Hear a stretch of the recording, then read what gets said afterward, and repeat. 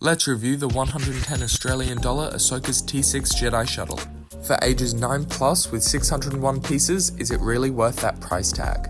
Starting off with the 4 figures, you get Sabine, Marek, Ahsoka, and Huyang, a good assortment of figures. Starting off with Sabine, she has adequate printing on the torso, hips, and legs.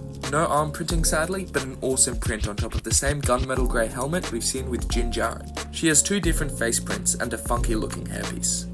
Up next is Ahsoka Tano, looking amazing as ever, with an accurate hairpiece and amazing printing all over, even for her toes. She also has 2 facial expressions. Up next, Huyang. I think they did a great job with the head mold, but in universe he's silver, not tan. This is a good figure, just a little flawed, probably because this figure was based off concept art. Finally, we have Marek, looking a lot more bulky than he does in the Ahsoka show. He comes with a clip on his shoulder piece for his Inquisitor lightsaber and a black headpiece, which is to be expected. I think LEGO did a great job with this figure, but Marek just ain't that bulky. Now onto the build. Before we get into the review, I'd like to point out that this model does not have any stickers.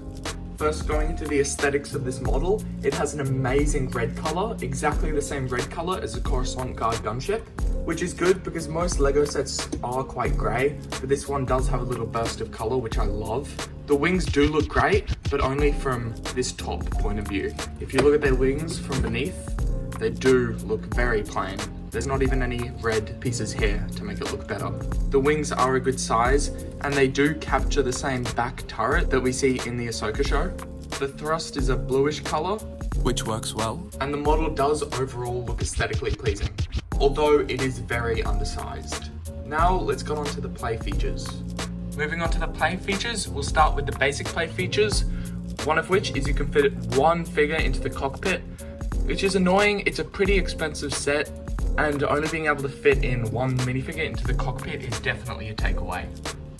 Other play features include the spring-loaded shooters at the front, not currently with studs inside. On the side, there are flaps which can be opened up to store equipment, like Sabine's hair, Huyang's wrench, and Ahsoka's lightsabers, which can be slotted in on either sides.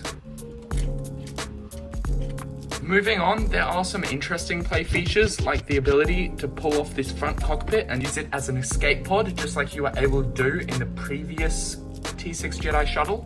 And there is very basic landing gear at the bottom, which helps stabilize the set. You just push it in when you're flying, and then you bring it out when you're landing. And I've got to give it to this set, it is very swooshable. That's pretty much all this build has to offer in play functions, which is quite bad, seeing as this is an expensive set. Although the figures do make up for it, you can't even fit half of them into the build, which is a huge con for this set. It's a pretty good set, but I would wait until it's on sale to buy. And that's Ahsoka's T-6 Jedi Shuttle. Don't forget to like and subscribe, and I'll catch you in the next video.